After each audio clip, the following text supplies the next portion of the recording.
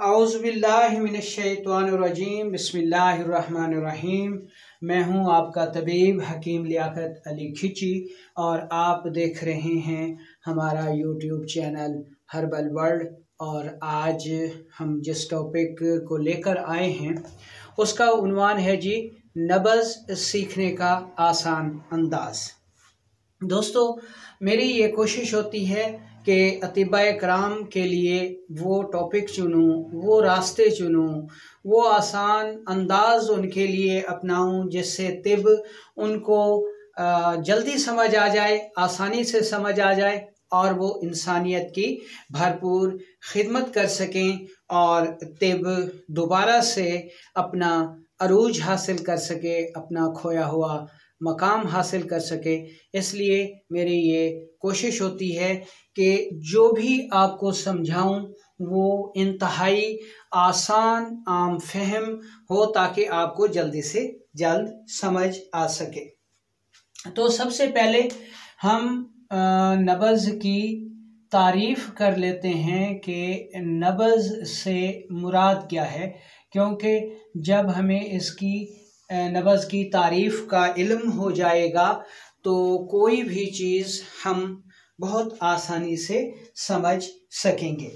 तो दोस्तों, अपने टॉपिक की तरफ बढ़ने से पहले आपसे गुजारिश है कि अगर आपने हमारा ये चैनल सब्सक्राइब नहीं किया तो जल्दी से इसे सब्सक्राइब कर लें और साथ लगे घंटे के बटन को भी दबा दें ताकि तिब व सेहत के मौजू पर हर नई आने वाली वीडियो आपको सबसे पहले मिल सके और आप तिब की ज़्यादा से ज़्यादा खिदमत कर सकें। तो ये टॉपिक बुनियादी तौर पर अतिबाए कराम के लिए बेहद अहमियत का हामिल है और वो इस वीडियो को बहुत तवज्जो से सुने, पूरी सुने, इंशाअल्लाह आप नब्ज़ देखना सीख जाएंगे।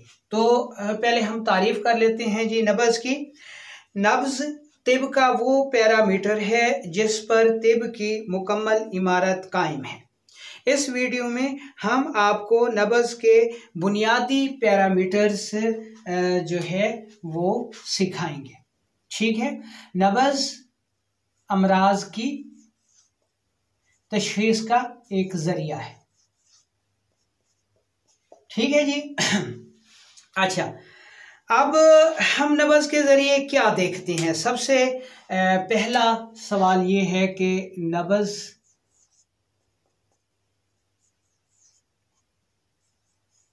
नब्ज़ में हम क्या देखते हैं। ठीक है जी, क्योंकि जब तक हमें ये मालूम नहीं होगा कि नब्ज़ में हम क्या देखते हैं, हम क्या चेक करते हैं, उस वक्त तक हम कुछ भी नहीं कर सकेंगे। दोस्तों, हम नब्ज़ के ज़रिए जिस्म इंसानी में पैदा होने वाली गैर तबाई तब्दीलियों का पता लगाकर इन्हें दुरुस्त करते हैं, यानी जिस्म इंसानी के आज़ा का बिगाड़ नब्ज़ के ज़रिए मालूम करके इसे दुरुस्त करते हैं।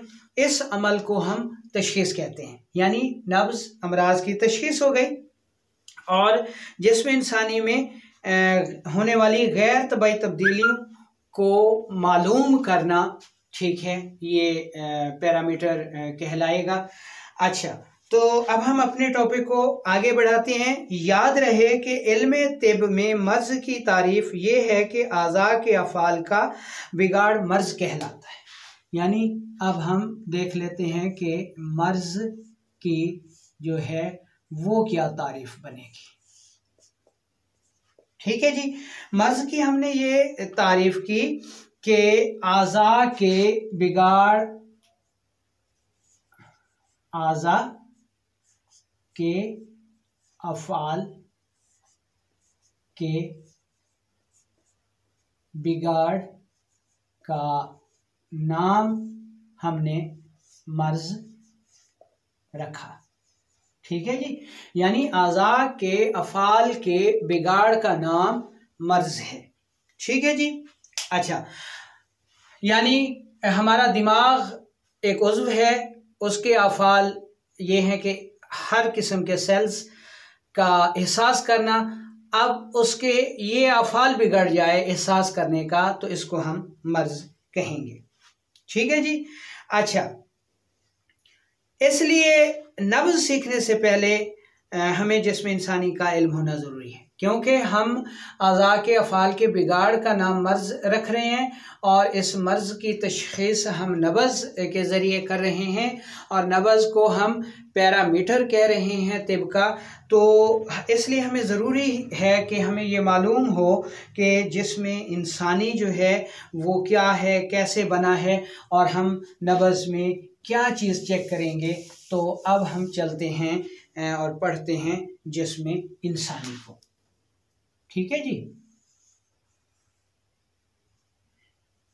ये आ गया जी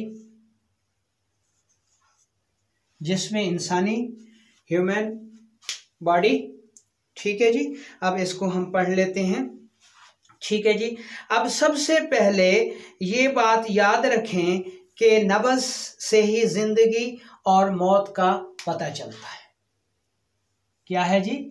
नब्ज़। कोई अगर पूछे कि नब्ज़ में हम क्या देखते हैं, तो नब्ज़ से ज़िंदगी और मौत का पता चलता है। ठीक है जी, नब्ज़ ही हमें ये बताती है कि जिसकी हम नब्ज़ देख रहे हैं वो इंसान ज़िंदा है या मुर्दा है या क्या है। तो गोया नब्ज़ हमें ये बताती है कि जिसकी हम नब्ज़ देख रहे हैं वो उसमें ज़िंदगी है, हयात है या फिर मौत है।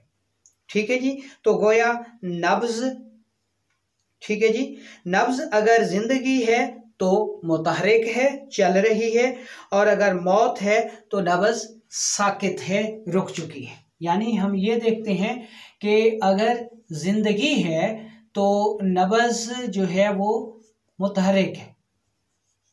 ठीक है जी, अगर ज़िंदगी है तो नब्ज़ चल रही है, और अगर मौत है तो नब्ज़ रुक चुकी है, साकित हो चुकी है।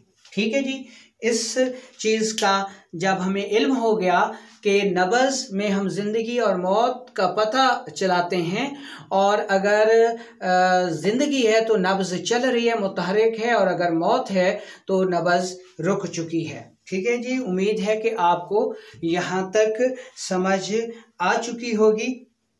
तो अब हम ये कहते हैं कि जिस्म इंसानी जो है वो 4 चीज़ों का मुरक्कब है। जिस्म इंसानी 4 चीज़ों का मुरक्कब है। तो ये चीज़ें कौन कौन सी हैं?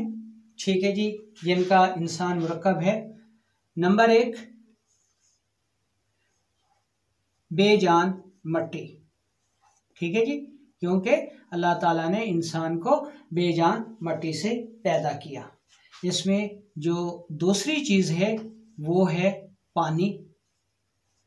ठीक है जी, पानी भी मुतहरिक है, चल रहा है। और तीसरी चीज़ है जी हवा, हवा भी मुतहरिक है, चल रही है। और चौथी चीज़ जो है वो है आग।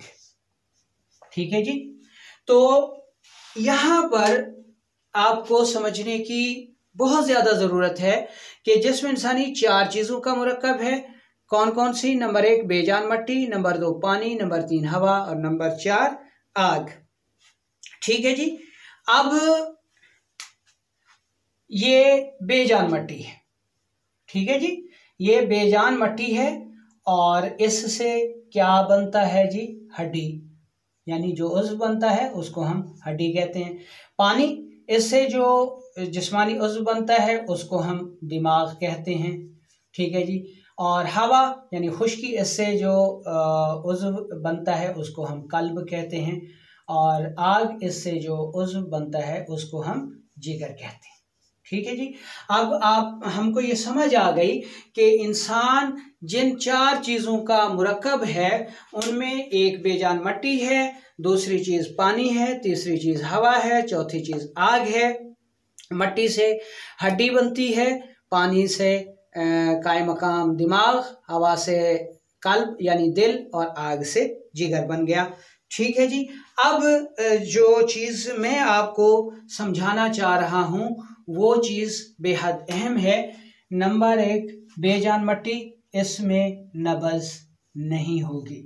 ठीक है जी, क्योंकि हमने पढ़ा कि अगर जिंदगी है तो नबज़ मुतहरिक है और मौत है तो नबज़ रुक चुकी है।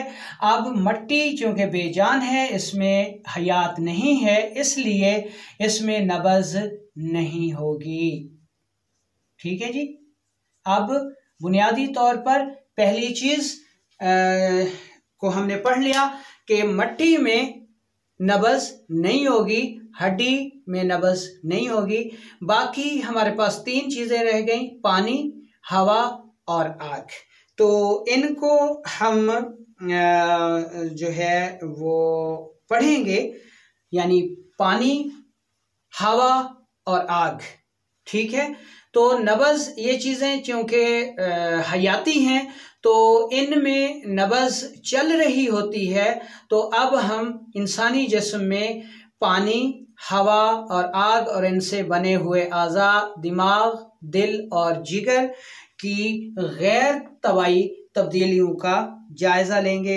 इसलिए जब हमें ये मालूम हो गया कि नबज़ से पानी, हवा और आग या फिर, ठीक है जी, या फिर बलगम, सौदा और सफरा, या फिर अल्कली, एसिड, साल्ट।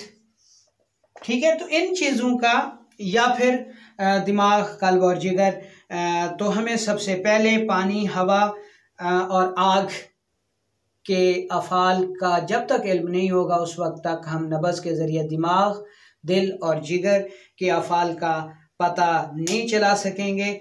इसलिए हमें सबसे पहले पानी, हवा और आग के अफ़ाल का जानना बहुत ज़रूरी है, ताकि हम जिस्म इंसानी के अंदर नबज़ के ज़रिए इनके गैर तबाई अफ़ाल का पता चला सकें। इसलिए हम सबसे पहले पानी, हवा और आग के अफ़ाल को समझ लेते हैं, ताकि हमें जब इनके अफ़ाल का इल्म होगा, पानी, हवा और आग के, तो हम नबज़ के ज़रिए इन के जो मुतलका आज़ा हैं उनको बहुत जल्द समझ सकेंगे। तो सबसे पहले हम इन आफ़ाल का जायज़ा लेते हैं जी। कौन कौन से आफ़ाल? नंबर 1 पानी, ठीक है जी, नंबर 2 हवा और नंबर 3 आग। जब हमें इनके अफ़ाल का, इनकी खासियत का इल्म हो जाएगा तो नबज़ देखनी हमारे लिए बहुत आसान हो जाएगी, बहुत ही आसान हो जाएगी। इतनी आसान कि हम नबज़ पे हाथ रखते ही फटाफट बता सकेंगे जी कि मर्ज़ क्या है और कहाँ पर है। तो सबसे पहले हम ले लेते हैं जी पानी को। पानी जिसे वाटर भी कहा जाता है, ठीक है जी। सबसे पहले हम इसकी खासियत को पढ़ लेते हैं।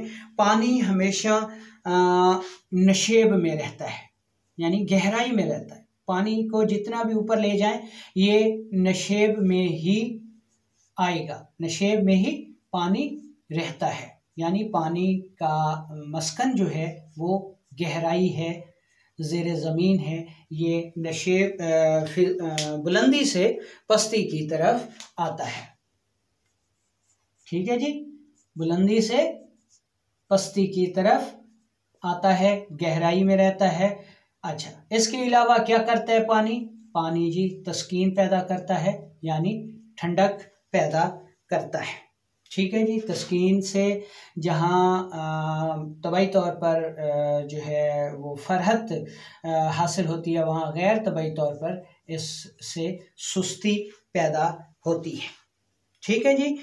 अच्छा, इसलिए पानी जिस्म में आसाबी नबज़ का कायम मकाम है और आसाबी नबज़ से दिमाग व आसाब के अमराज का पता चलता है, ठीक है जी। पानी जिस्म में बलगम के कायम मकाम है, ठीक है। अच्छा, और बलगम से जो उज़्व पैदा होता है वो उज़्व दिमाग है, यानी उज़्व दिमाग बलगम से पैदा होता है। और बलगम पानी के कायम मकाम है इसलिए पानी जिसमें असाबी नब्ज़ का कायम मकाम है, और असाबी नब्ज़ से हमने कहा जी कि दिमाग के अमराज का पता चलता है। ठीक है जी, असाबी नब्ज़ से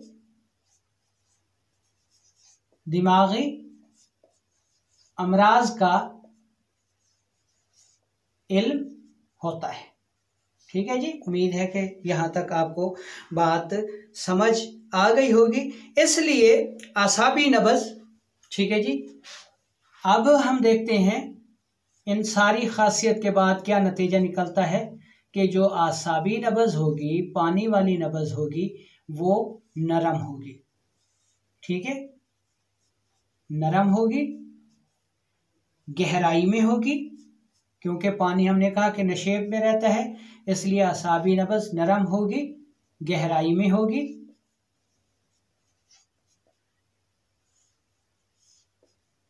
सुस्त होगी।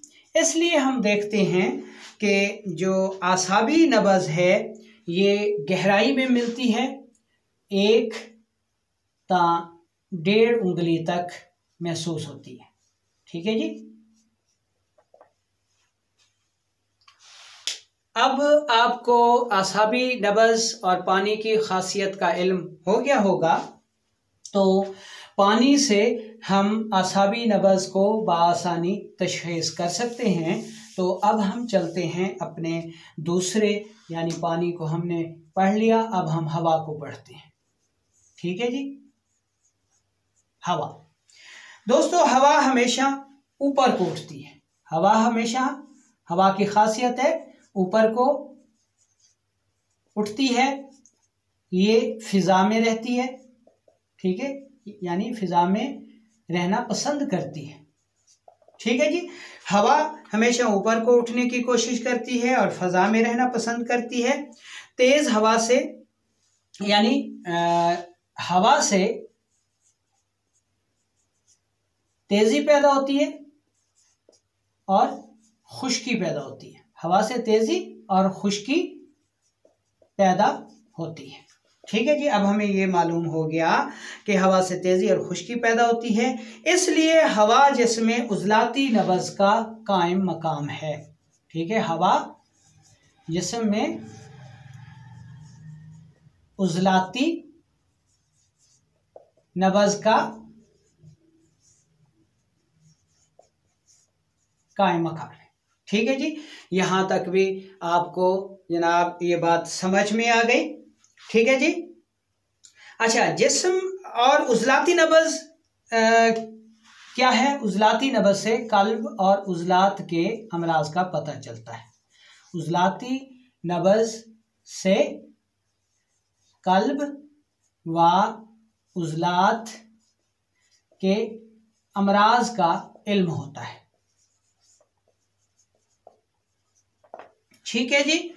अच्छा, इसलिए उज़लाती नब्ज़ की खासियत को हम देख लेते हैं कि हवा क्योंकि ऊपर को उठती है, इसलिए उज़लाती नब्ज़ जो है वो बिल्कुल ऊपर होगी, उंगलियां रखते ही महसूस होगी, तेज़ होगी, क्योंकि हवा जो है वो तेज़ी पैदा करती है। अच्छा, खुश्क होगी, यानी सख्त होगी, खुश्की क्योंकि सख्ती लाती है, इसलिए जो उज़लाती नब्ज़ है ये बिल्कुल ऊपर मिलेगी, तेज़ होगी और इसमें सख्ती पाई जाएगी। और हवा चूँकि ऊपर उठने की कोशिश करती है, इसलिए ये जो उज़लाती नब्ज़ है ये मुशर्रफ होगी और बुलंद होगी। ठीक है, और बिल्कुल कलाई पर उंगलियां रखते ही महसूस होगी। ठीक है, और ये 3 ता 4 उंगलियों तक जो है वो ऊपर महसूस होती है। तो इस तरह हवा के खवास को पढ़कर आप उज़लाती नब्ज़ को तशख़ीस कर सकते हैं कि जो नब्ज़ बिल्कुल ऊपर हो, तेज़ हो, सख्त हो, मुशर्रफ हो, बुलंद हो, वो हवा वाली नब्ज़ है। और उससे जो अमराज पाए जाएंगे वो कल्बी और उज़लात के अमराज होंगे, दिल के अमराज होंगे। तो ये भी आपने उम्मीद है कि आपको समझ में आ गया होगा। तो अब तीसरे नंबर पर हम पढ़ते हैं जी आग। ठीक है जी, आग वाली नब्ज़ कौन सी है? अच्छा, आग पानी और हवा के दरमियान जो है वो कैद है, यानी आग जो है वो पानी और हवा के दरमियान है। ठीक है जी। अब हमें ये पता चल गया कि जो आग है इंसानी जिस्म में वो पानी और हवा के दरमियान अल्लाह ताला ने रख छोड़ी है, वरना ये आग पूरी दुनिया को लपेट में ले लेती और ज़मीन पर ज़िंदगी का ज़हूर मुमकिन ना होता। यानी ये हवा और पानी के दरमियान रहती है। नीज़ ये अपनी तेज़ी से चीज़ों में तहलील पैदा करती है, यानी आग क्या करती है? चीज़ों को तहलील कर देती है, पिघला देती है। ठीक है।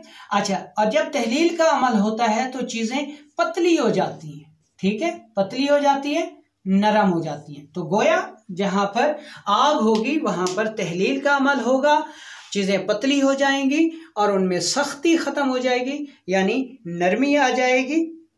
तो आग जो है वो अपनी तेज़ी से चीज़ों में तहलील पैदा करती है और इनकी सख्ती को ख़त्म कर देती है। आग जिस्म इंसानी में गुदी नब्ज़ का कायम मकाम है। आग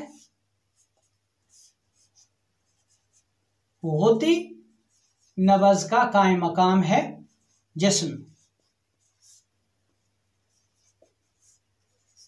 ठीक है जी, यहाँ तक उम्मीद है आपको समझ आ गई होगी।